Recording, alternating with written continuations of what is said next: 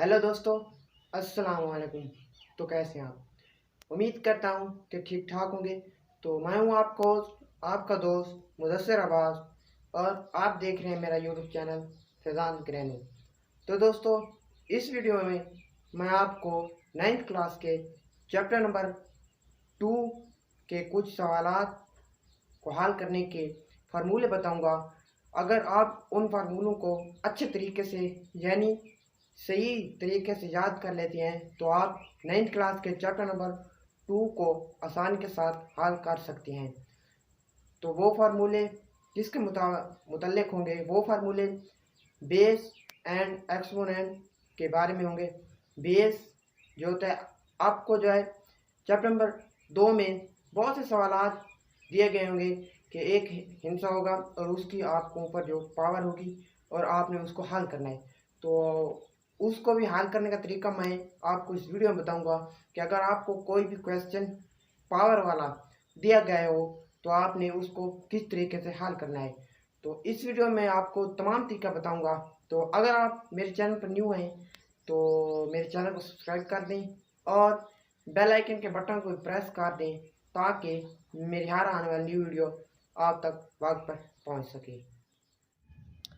तो दोस्तों, आज हम पढ़ेंगे बेस एंड एक्सपोनेंट। तो आज मैं इस वीडियो में आपको बताऊंगा कि जो बेस होता है वो क्या होता है और जो एक्सपोनेंट होता है वो क्या होता है। तो बेस का मतलब है बुनियाद। तो इसी तरह से आपने बहुत से जो है ना नंबर देखे होंगे जिसकी ऊपर पावर होती है।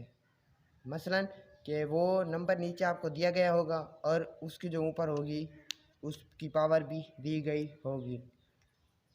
तो तो ये मैंने लिखा है ए और ए की पावर एम है। तो यहाँ पर जो ए होगा वो बेस होगा और जो एम है क्योंकि उसकी पावर है तो पावर को क्या कहते हैं? एक्सपोनेंट। तो इसी तरह ये 2 है और 2 की पावर है 6।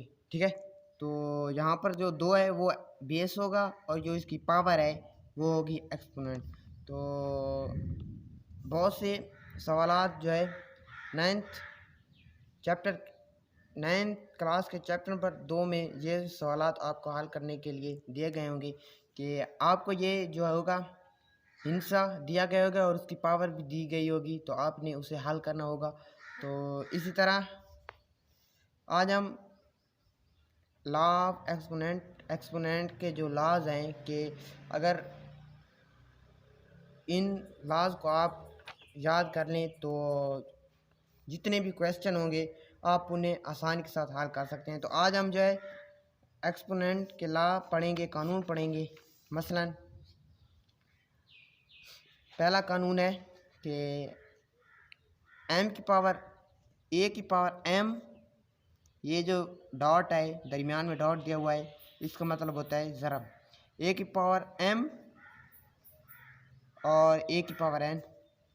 जहाँ जहाँ कहीं भी ये है वेरिएबल, यहाँ कहीं भी नंबर या वेरिएबल एक जैसे हों और उनकी पावरें मुख्तलिफ हों तो अगर वो एक दूसरे का ज़रब खा रहे हों तो वेरिएबल को एक मरतबा लिखेंगे और जो उनकी पावर होंगी उनको जमा कर देंगे। तो यहाँ देख सकते हैं कि ये भी ए वेरिएबल एक जैसे हैं और इनकी पावर मुख्तलिफ हैं। तो यहाँ पर आप इस तरह लिखेंगे कि वेरिएबल एक मरतबा लिख देंगे और उनकी पावर को आपस में जमा कर देंगे। तो यहाँ पर दूसरा कानून है कि ए की पावर एम और इन दोनों की जो पावर है वो है एन।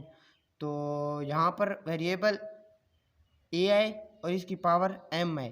एम इन दोनों की जो पावर है वो है एन। तो आप उसको जो है वेरिएबल को उसी तरह लिख देंगे क्योंकि ए की वेरिएबल है तो उनकी आपको पावर को जो है ज़रब दे देंगे। क्योंकि अगर ब्रैकेट के बाहर कोई भी पावर होगी तो आप ऊपर जो भी पावर होंगी आप उनको जो है ज़रब दे देंगे, जिस तरह ये है।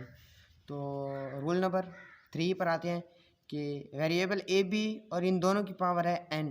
तो अगर कहीं भी इस तरह का कोई क्वेश्चन दिया गया हो तो आप उसकी पावर को अलग अलग उसके ऊपर जो है पावर बना सकते हैं। मसलन यहाँ पर इकट्ठा लिखा हुआ है पावर दी हुई है और यहाँ पर जो है अलग अलग आप लिख सकते हैं।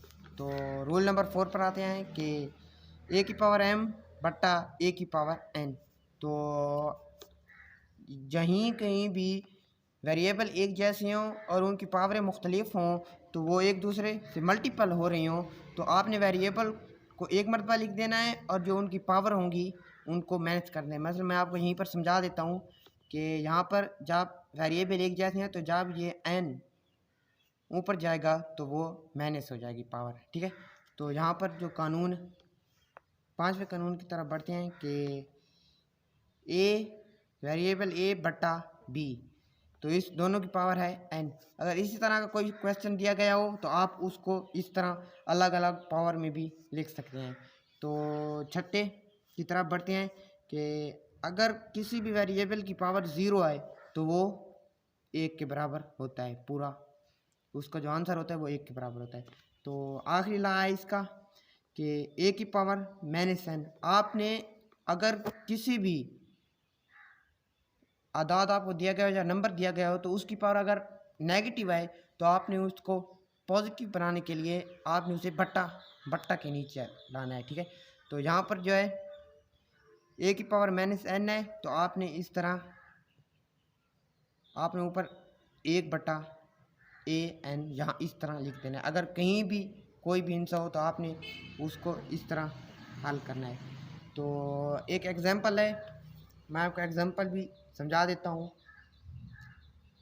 कि ये एक एग्जांपल है 9th क्लास के चैप्टर नंबर 2 की जो मशक़ें हैं उसमें से एक एग्जांपल है कि अगर आपको एग्जांपल अच्छे तरीके से आ गई तो आप जो क्वेश्चन है वो भी सही तरीके से हल कर सकते हैं। तो ये आप देख सकते हैं x की पावर 2 ज़रा x की पावर 3 माइनस 3 ज़रा y की पावर 7। तो x की पावर माइनस 3 और y की पावर 4 है। तो आगे आपने क्या करना है कि आपने इन दोनों को, ठीक है, हल करना है क्योंकि वेरिएबल एक जैसी हैं और हमने यहाँ पर पढ़ा है कि अगर वेरिएबल एक जैसी हों, अगर वो एक दूसरे के साथ ज़रब खा रही हों तो जो उनकी पावरें होती हैं वो जमा होती हैं। तो इस तरह हम यहाँ पर लिख देंगे कि x की 2 जमा माइनस 3। तो यहाँ पर आप देख सकते हैं कि वेरिएबल एक जैसे हैं, उनकी पावर मुख्तलिफ हैं तो हमने इन्हें जमा कर दिया है। बाकी तमाम रकम आपने उसी तरह लिख देनी है। तो आगे हम आते हैं कि यहाँ पर जो है जमा, ठीक है, यहाँ पर जमा है और अंदर माइनस है। तो जमा माइनस हो गया तो इन दोनों के दरमियान क्या आएगा, माइनस आएगा, 2 माइनस 3 हो जाएगा। तो फिर आपने वही रकम उसी तरह लिख देनी है। तो फिर आप जब इसको माइनस करेंगे तो इसका जो आंसर है वो आएगा x माइनस 1, बाकी तमाम उसी तरह। तो इसी तरह ये आप देख सकते हैं कि यहाँ पर वेरिएबल दोनों एक जैसे हैं, ये भी एक जैसा है, ये भी एक जैसा है, ये तो एक जैसे हैं, ये और ये दो एक जैसे हैं और ये दो एक जैसे हैं। तो यहाँ पर अगर आप इसको ये x, क्योंकि जब ये ऊपर जाएंगे तो यहाँ पर अगर नेगेटिव है तो ऊपर जाकर क्या होगा, पॉजिटिव हो जाएगा, और ये जो है पॉजिटिव है तो ऊपर जाकर क्या हो जाएगा, नेगेटिव। तो इसी तरह ये आप देख सकते हैं कि x माइनस 1 प्लस 3, क्योंकि यहाँ पर नेगेटिव था, जब बट्टा के ऊपर गया तो पॉजिटिव हो गया। फिर ये आप देख सकते हैं कि 4 जो था ये बट्टा के नीचे प्लस और बट्टा के ऊपर नेगेटिव हो गया। तो इस तरह आंसर ये आ गया। तो इसका जो आंसर निकला वो ये निकला। तो अगर आपको ये कानून यानी एक्सपोनेंट के लॉज आपको अच्छे तरीके से आते हैं तो आप 9th क्लास के चैप्टर नंबर 2 को सही तरीके से हल कर सकते हैं। तो दोस्तों, अगर आपको वीडियो अच्छी लगी है तो मेरे चैनल को सब्सक्राइब कर दें और बेल आइकन के बटन भी लाजमी प्रेस करें ताकि मेरी हर आने न्यू आने वाली वीडियो आप तक वक्त पर पहुंच सके।